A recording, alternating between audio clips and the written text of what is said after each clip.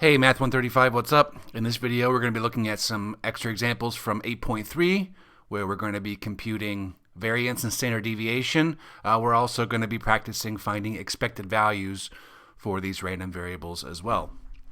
There's a lot of calculator work here, so I would encourage you to pause the video as you need to make sure that you can work through the calculator computations efficiently.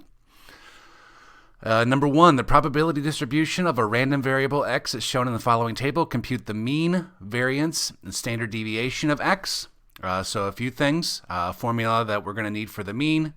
Remember, the mean is the sum of x times p.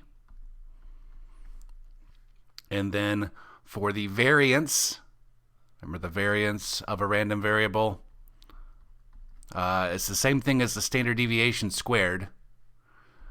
Would be the sum of p times x minus the mean squared.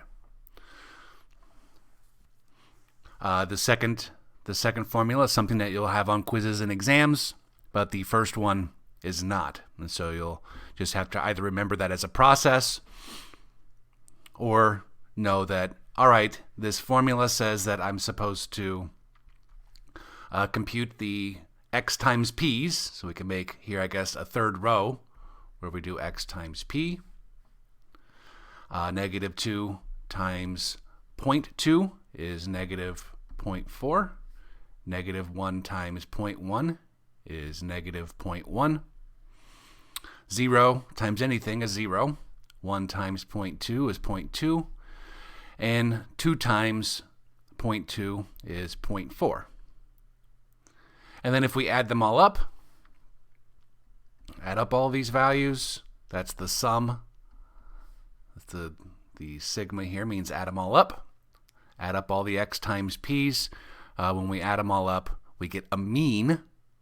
That'll be our mean of 0.1. That's also another name for the expected value of our random variable. All right, so there's the mean. We got the mean. We needed it for the problem, but we also need it for the formula for our standard deviation.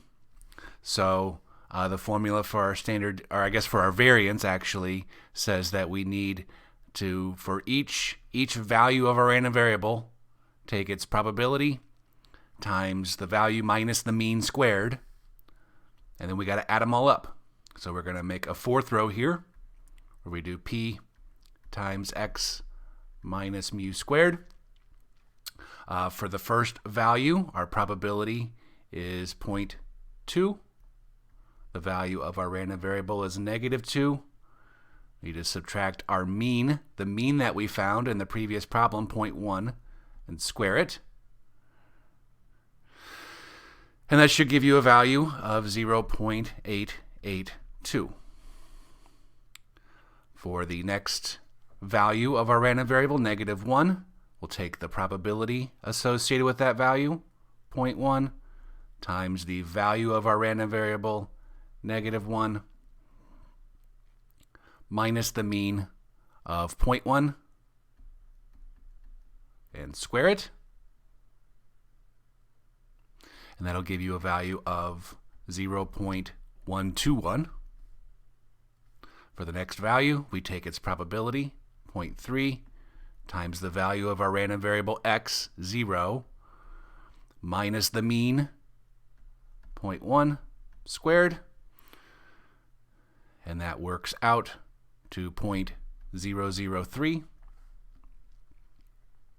For the next value, we take the probability, 0.2, times the value of our random variable, 1, minus the value of the mean, 0.1, squared. That gives you a computed value of 1.62. And then finally, for the last value of our random variable 2, we'll take its probability, 0.2, times the value of the random variable minus the mean of 0.1 squared. And that gives you 0.722. Okay, so we did all of the p times x minus mu squareds, and then we have to add them up. That's going to give us our variance, When we add them up, it gives us the variance, which is the same as our standard deviation squared, which is 1.89. So there's our variance. And then finally, the standard deviation would be the square root of 1.89, which is about 1.375. So there's our standard deviation. Note here that I guess if we want to do some reality checks for the mean,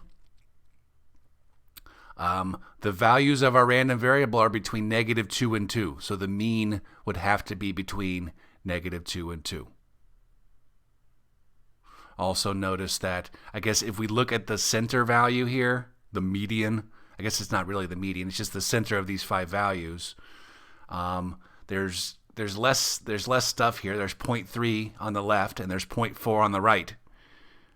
And so I guess we would expect our mean to be a little bit bigger than 0, which it is. For the standard deviation, the closest value here, again we're talking about x values, the closest value is 0. It's 0.1 away. So the smallest that our standard deviation would be 0.1. The largest would be 2.1. This value here, -2, is 2.1 away from the mean. And so the largest we would expect our standard deviation to be would be 2.1.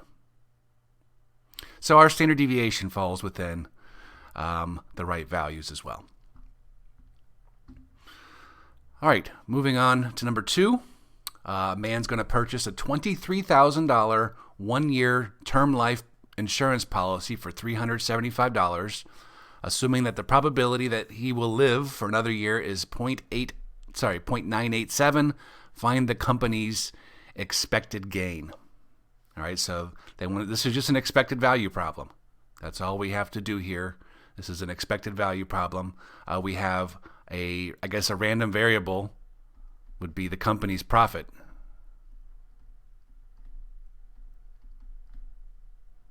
Company's gain. So that's important. Okay, so here we want to go ahead and make a probability distribution here, and it's good to think about the events. I guess there's only 2 events here that are relevant. Either the guy dies or he lives.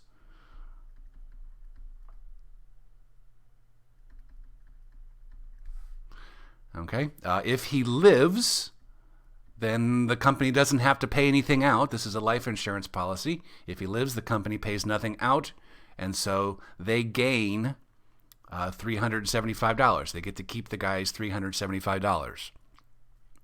If he dies, then they have to pay whoever the beneficiary is. They got to pay the beneficiary $23,000. But keep in mind that the guy gave them $375, and so if you do 23,000 minus 375, that would be the company's, or sorry, this is the other way around. The company gained 375, but then they lost 23,000 as a result of this guy dying. And so their net gain is negative 22,625. So as a result of that guy dying, the company loses not quite $23,000, because again, the guy paid $375 for that benefit. Okay, now we can talk about the corresponding probabilities of these events. The probability that he dies, well, I guess the probability that he lives for another year is 0.987. And then if I subtract that from 1, the probability that he dies will be 0.013.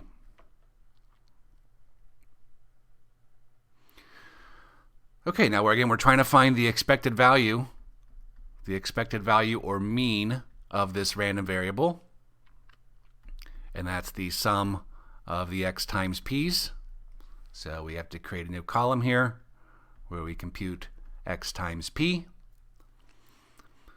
If we take negative 22,625 times 0.013, that gives us an x times p of negative 294.125.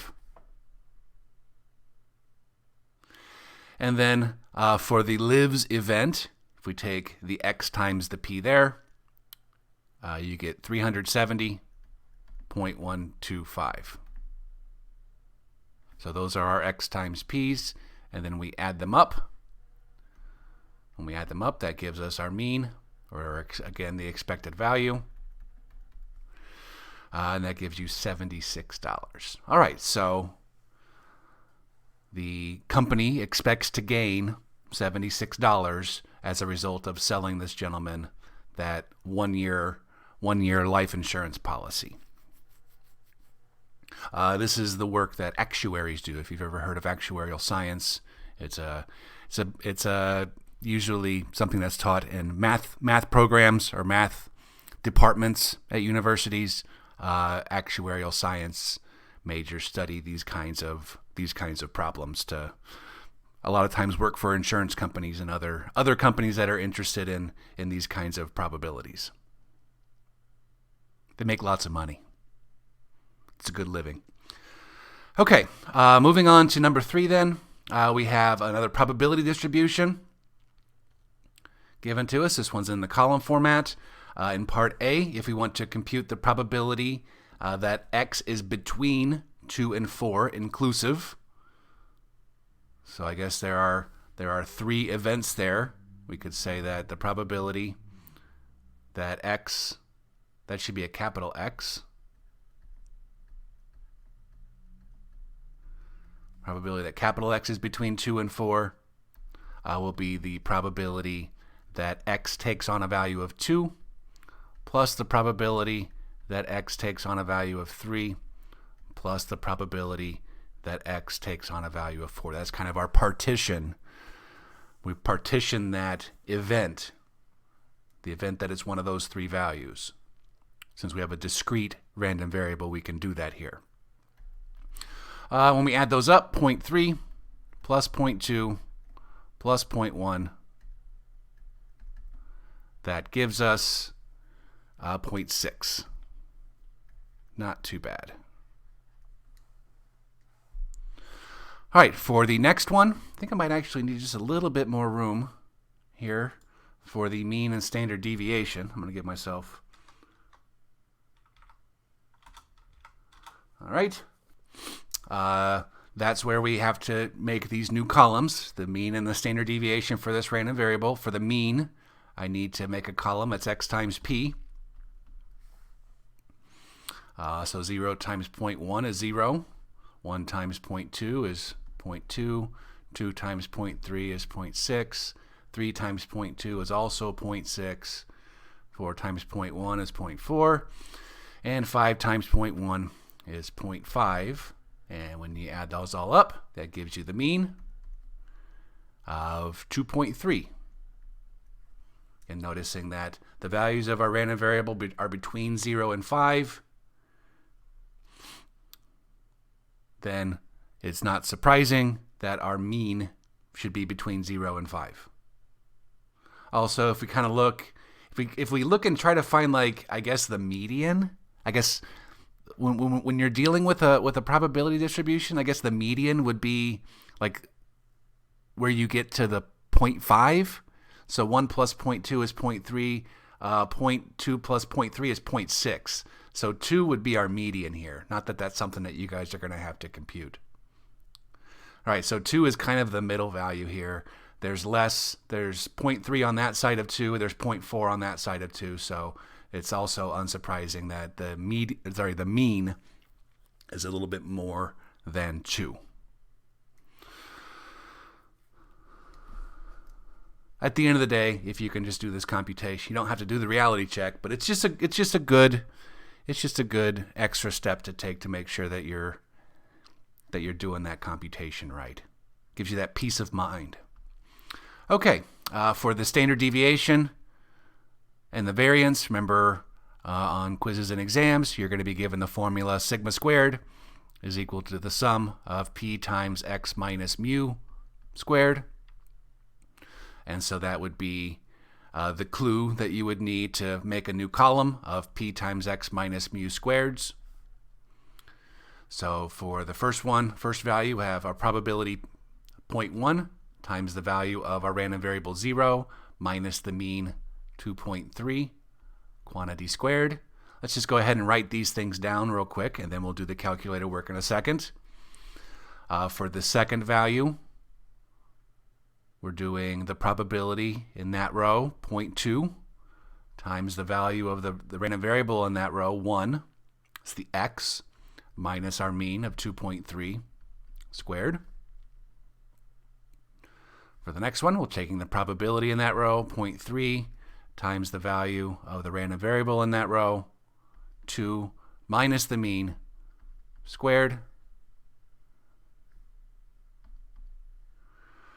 The last few here, we got 0.2. That's the probability. Value of the random variable minus the mean squared.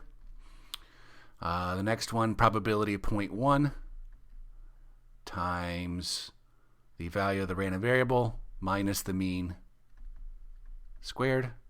I think it can be hard sometimes to ignore this x times p row. I think that might be a place where some folks run themselves into trouble. Take this as slowly as you need to make sure that you're putting all the right numbers in there. The probability, the x value, 5, minus the mean, 2.3, squared. Okay, so those are the calculator computations that we'll need to do. In the first one, it would work out to 0.529.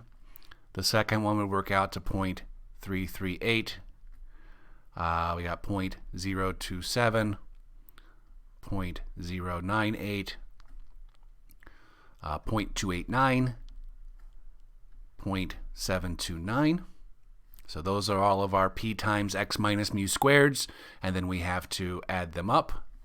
That's what the big sigma tells us to do. Add them all up. That gives us our variance. When you add them all up, it gives you a variance of 2.01. And then the standard deviation would be the square root of that. And this is our standard deviation squared. If we want the standard deviation, we got to take the square root of that. The square root of 2.01 would be about 1.418. All right, so I guess for part B, our answers here would be the mean is 2.3, and the standard deviation approximated to 3 decimal places is 1.418. Okay, that's all the examples that we had for this video. If you have any questions about these examples, please make sure you ask. I think I mentioned it in class that, finding the mean and the variance and the standard deviations, if you're given a probability distribution like we were here at number 3 or back in number 1, if you're given that probability distribution, you want to be able to find these statistics. You want that to be on the easy side. You want that to be a routine problem, and you also want to make sure that you get the calculator work right. I think these are very manageable questions on quizzes and exams that you want to make sure that you can do.